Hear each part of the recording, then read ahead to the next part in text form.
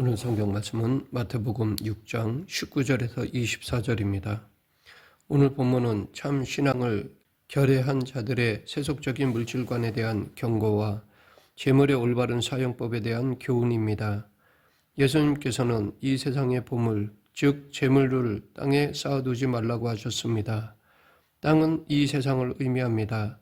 이 세상에 쌓아둔 재물은 옷이 좀 먹는 것처럼 없어지며 금속이 녹이 쓰는 것처럼 못 쓰게 된다고 하십니다. 예수님 당시 이스라엘에서는 흙으로 담을 쌓고 집을 지었습니다. 그래서 도둑은 벽에 구멍을 내고 재물을 훔쳐갔습니다. 그러하기에 이 말씀은 이 세상에 쌓아둔 재물은 헛된 것으로 도둑이 와서 언제 가져갈지도 모른다는 말씀입니다. 즉 땅에 쌓아두는 보물은 영원하지 않다고 하십니다. 그것을 예수님은 좀, 녹, 도둑질로 표현하셨습니다. 우리는 삶 속에서 이 예수님의 말씀을 어느 정도 체험하면서 살아갑니다. 부귀영화 정상에서 곤두박질 쳐서 밑바닥까지 내려오는 일도 있곤 합니다. 소유했던 재물을 잃어버리고 빈털터리가 된 사람들이 우리 주위에서도 찾아볼 수 있습니다. 무너지는 괴로움, 없어지는 슬픔으로 인해 예수님께서 말씀하신 좀, 녹, 도둑질이란 단어가 가슴 깊이 다가옵니다. 또한 당시 팔레스타인 지역의 사람들은 재난이 많고 전쟁이 많아서 그것들을 대비하여 귀중한 보물들을 땅에 묻는 일이 많았습니다. 그러나 전쟁으로 죽거나 당사자가 집에 돌아오지 못하면 숨겨진 보물은 주인에게 못 돌아갑니다. 땅과 집을 사서 작업하는 중에 우연히 보물을 발견하는 일이 많았다고 합니다. 내가 보물을 묻었지만 귀중한 보물이 엉뚱한 사람의 보물이 되는 경우가 허다했습니다. 즉 예수님께서는 당시의 상황 속에서 가장 적절한 교훈을 말씀하신 것입니다. 예수님께서 말씀하시는 그 보물이란 사실은 우리 인간들이 소중히 여기는 귀한 것들, 좋은 것들의 상징으로도 볼 수 있습니다. 대표적인 것이 재물입니다. 그리고 돈, 지위, 명성, 즉 부귀영화가 다 포함될 것입니다. 오늘날은 은행 계좌와 소유한 땅이 그 대표이며 거기에 쌓인 재산과 현금화할 수 있는 주식도 포함된다고 생각합니다. 지금 우리의 보물의 형태는 아주 다양합니다. 대부분의 사람들은 이 보물을 모으기 위해 땀 흘려 수고합니다. 그리고 이 재물로 영원히 행복하게 살기를 원합니다. 그러나 우리는 이 세상에서 영원히 살지 못하고 나그네처럼 살다가 하나님께서 부르시면 언제든지 모든 것을 내려놓고 하나님께 돌아가야 합니다. 그래서 성경의 인물들은 영원한 본향을 바라보면서 이방인과 나그네처럼 살았던 것입니다. 그들에게 이 땅에서 재물은 잠시 살아가는 데 필요한 도구였지 그 이상의 의미가 없었습니다. 그들은 더 나은 본향을 향해 가는 사람들로서 이 땅의 부귀영화에 대한 미련이 없는 사람들이었습니다. 우리가 가진 모든 것은 하나님의 것입니다. 그러기에 우리는 하나님의 것을 잠시 맡아 관리하는 청직이라는 사실도 잊지 말아야 합니다. 언젠가 하나님 앞에 서서 하나님께서 주신 것을 어떻게 사용했는지에 대해 판단을 받게 될 것이라는 것을 기억해야 합니다. 이것들을 주신 하나님의 뜻에 따라서 잘 사용해야 한다는 것입니다. 자신만을 위하여 재물을 땅에 쌓는 잘못을 범한다면 심판을 면치 못합니다. 한 예로 누가복음 12장에 나오는 한 부자는 농사가 잘 되어 곡식을 쌓아둘 곳이 없었습니다. 곡간을 크게 지어 곡식과 재물을 쌓아두었습니다. 이제 여러 해 동안 먹을 양식과 쓸 물건을 쌓아두었으니 평안히 쉬고 먹고 마시고 즐거워하자고 하였습니다. 농사를 잘 되게 해주신 하나님에 대한 감사가 없었습니다. 어려운 이웃에 대한 나눔도 없었습니다. 하나님은 그를 보고 어리석다 하셨습니다. 자기를 위하여 재물을 쌓아두고 아낌없이 사용하지만 재물로 하나님과 이웃을 섬기는 데에는 인색한 사람이었습니다.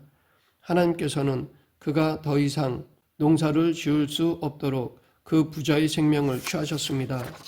그렇다고 우리는 이 세상의 재물을 무조건 악한 것으로 볼 필요는 없습니다. 정당한 방법으로 돈을 버는 것은 비난받을 일이 아닙니다. 성경은 우리에게 부지런히 일해서 남을 도우면서 살아가라고 권면하고 있습니다. 우리가 경계해야 할 것은 돈을 하나님보다 더 사랑하거나 불법과 타협하여 돈을 버는 것입니다. 우리가 물질을 하나님보다 더 사랑하는 것은 우상숭배와도 같습니다. 하나님께서 우리에게 물질을 주신 것은 당신의 뜻을 이루게 하기 위한 것입니다. 그러므로 우리는 돈을 쌓는 것 자체를 인생의 목적으로 삼지 말고 하나님의 뜻을 이루는 도구로 생각해야 합니다. 재물은 인생의 목적이 아니라 하나님의 뜻을 위한 수단입니다. 그래서 예수님께서는 우리에게 주신 재물을 자신만을 위해 사용하지 말고 하나님 나라를 위해 이웃을 위해 사용해야 한다고 하신 것입니다.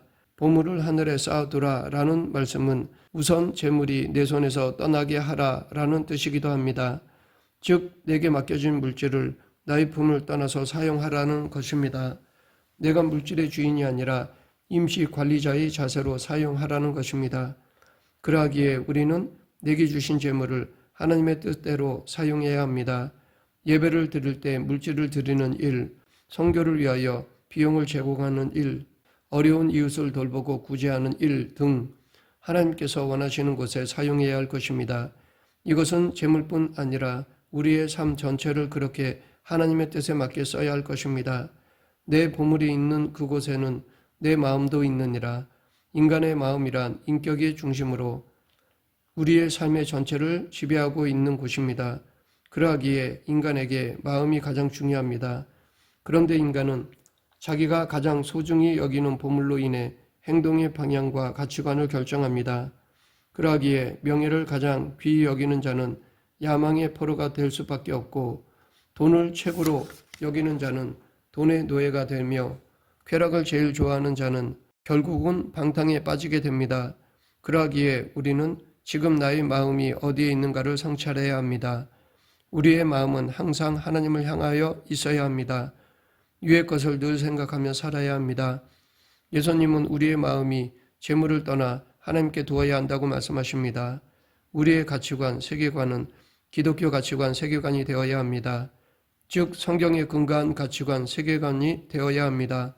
그럴 때 우리의 전 삶을 하나님께 드릴 수 있습니다. 오늘 본문 22, 23절 눈은 몸의 등불이니 그러므로 내 눈이 성하면 온 몸이 밝을 것이요 눈이 나쁘면 온 몸이 어두울 것이니 내게 있는 빛이 어두우면 그 어두움이 얼마나 더하겠느냐. 예수님은 세상을 바라보는 두 가지 눈이 있다고 말씀하십니다. 하나는 성한 눈이며 다른 하나는 나쁜 눈입니다.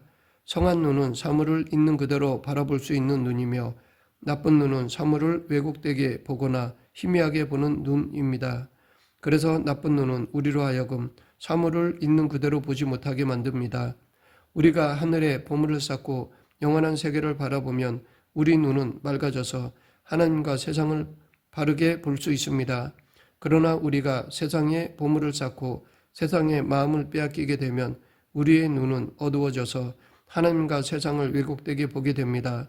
눈은 우리의 몸을 밝게도 만들고 반대로 우리의 몸을 어둡게도 만듭니다.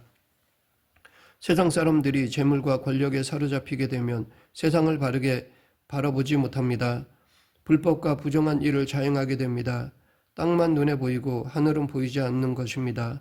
하늘을 바라보는 사람은 세상의 보물을 쌓지 않습니다. 땅을 바라보는 사람은 나의 이익과 쾌락에 사로잡혀서 땅에 투자하며 살아갑니다. 안개와 같은 세상에서 영원히 살 것 같은 사람들, 죽을 힘을 다하여 보물을 구하는 사람들, 그들에게는 재물이 하나님이요 권력이 하나님입니다. 그런 사람들은 일용할 양식이 목표가 아니라 세상의 부귀영화가 목표입니다. 하지만 그들의 결말은 심판뿐입니다.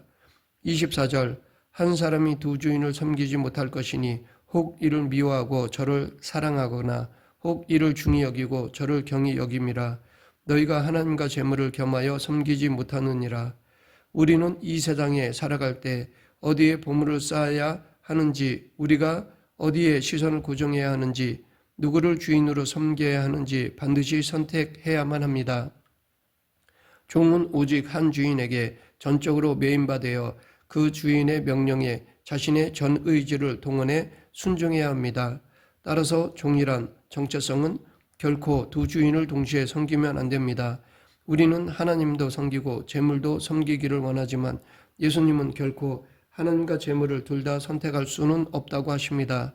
왜냐하면 인간은 오직 한 주인만 섬기도록 지음받은 존재이기 때문입니다. 노예 제도가 있던 고대 사회에서는 노예 매매가 자유로워서 주인집이 망하거나 주인의 미움을 사거나 혹은 늙었다는 이유 등으로 다른 사람에게 팔리는 경우가 있었습니다. 이럴 경우 종은 그가 팔린 집 주인을 섬겨야만 합니다. 옛 주인은 이제 자신의 주인이 아닙니다. 그러나 우리 주 예수 그리스도는 결코 망하지도 또 우리를 다른 곳으로 팔지도 않으십니다. 예수님은 십자가와 부활의 권능으로 세상 권세를 절대적으로 얻으신 분이십니다. 그러하기에 예수님의 권세와 그 행사를 막을 존재는 없습니다. 그리고 예수님은 결코 우리를 사단에게 도로 파시지 않으십니다. 예수님은 요한복음 6장 37절에서 아버지께서 내게 주시는 자는 다 내게로 올 것이요 내게 오는 자는 내가 결코 내쫓지 아니하리라 라고 약속하셨습니다. 그러하기에 예수님은 상한 갈대도 꺾지 않으시고 꺼져가는 등불도 끄지 않으시는 그 신실하심과 자비하심으로 성도 한 사람 한 사람을 당신의 소유로 지켜주십니다. 세상은 아랫사람이 윗사람을 배신하고 윗사람이 아랫사람을 실망시키고 기만하는 일들이 허다합니다. 그러나 우리의 주님이신 예수님께서는 한 번도 당신의 백성으로 삼은 자들이 병들었거나 늙었거나 좀 미운 짓을 했을지라도 변함없이 사랑하시고 당신의 사람으로 영원토록 삼아 주십니다. 그래서 사도 요한은 요한복음 13장 1절에서 예수님은 세상에 있는 자기 사람들을 사랑하시되 끝까지 사랑하신다라고 하였습니다. 우리 스스로 예수님을 배척하거나 배신하지 않는 한 예수님은 영원히 우리를 당신의 유업에 참여케 하십니다. 하나님과 재물을 겸하여에서 겸하여 카이라는 단어는 대등하다라는 뜻입니다. 그러하기에 창조주 하나님과 피조물도 안 되는 재물을 동등한 위치에 두어서는 안 된다는 것입니다. 이것은 곧 탐심이며 이 탐심이 곧 우상숭배입니다. 물론 재물 자체를 정죄하는 것이 결코 아닙니다. 재물을 인생의 목적으로 삼거나 그것만을 추구해서는 안 된다는 것입니다. 하나님께서 주신 재물이라 생각하고 그것을 주신 하나님의 뜻에 맞도록 사용해야 한다는 것입니다. 말씀을 맺겠습니다. 우리가 예수 그리스도를 나의 주님으로 영접했다는 것은 그분만이 나의 주인이요 왕으로 섬기겠다는 것입니다. 그러하기에 이제는 하나님의 통치가 나의 삶이 되도록 하고 성경을 나의 세계관, 가치관으로 삼아야 합니다. 세상의 다스림을 받는 것이 아닌 창조자 하나님의 다스림을 받는 저와 여러분이 되길 간절히 축원합니다. 기도하겠습니다. 사랑과 은혜가 풍성하신 하나님 아버지, 하나님만이 나의 삶의 우선순위, 나의 왕 되심을 믿고 따르는 그리스도인이 되게 하여 주시옵소서. 예수님 이름으로 기도드립니다. 아멘.